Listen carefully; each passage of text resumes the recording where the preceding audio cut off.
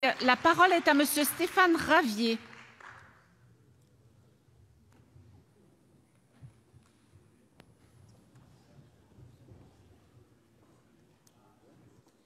Pour 3 minutes. Maximum. Madame la présidente, madame le ministre, mes chers collègues, nous discutons aujourd'hui d'une proposition de loi qui me donne l'occasion de revenir sur ce grand mal qui frappe nos communes et nos départements ces dernières années, celui des métropoles.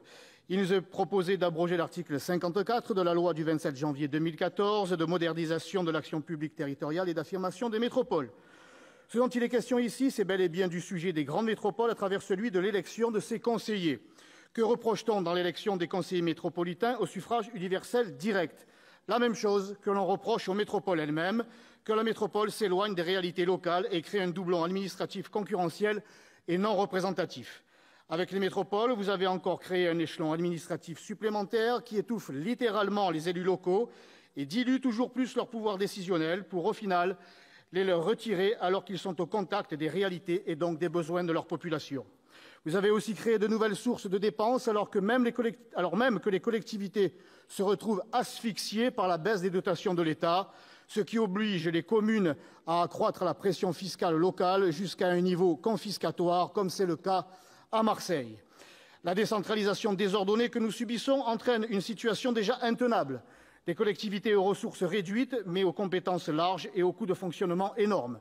Pour exemple, la métropole Aix-Marseille, créée dans l'unique but, nous avait-on dit, de développer des transports et favoriser l'emploi et l'activité économique, a très vite dérapé pour se mêler de tout et de n'importe quoi, de la voirie jusqu'à l'entretien des piscines. Les coûts et la dette explosent et c'est la guerre de tranchées qui s'instaure entre les maires qui perdent inopportunément leurs prérogatives et un président de la métropole tout aussi puissant qu'éloigné des réalités locales. Au final, ce sont les habitants qui trinquent deux fois.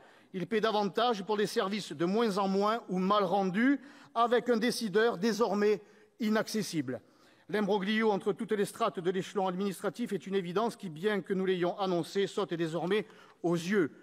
La solution trouvée par l'exécutif, fusionner d'ici 2021 5 métropoles et départements, dont Aix-Marseille, avec les Bouches-du-Rhône.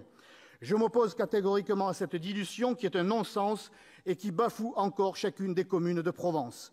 Contrairement à l'argument de certains, il n'y a pas d'inéluctabilité, il n'y a pas de sens de l'histoire, il n'y a que la volonté des hommes et des femmes, attachés ou pas à l'identité politique et administrative de leur pays.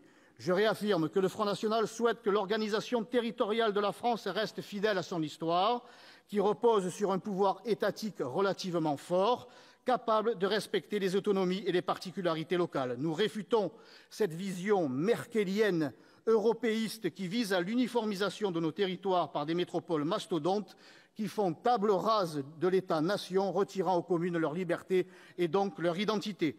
Notre capacité à maintenir une organisation administrative cohérente, garantissant les particularismes, les identités locales et l'unité nationale à travers un triptyque puissant et moderne, communes, départements, État, est un enjeu majeur et une alternative crédible à laquelle sont attachés les élus locaux et les Français. Pour conclure en une phrase, en matière d'organisation politique, administrative et électorale, il ne saurait y avoir là aussi de modernité qu'enracinée dans la tradition.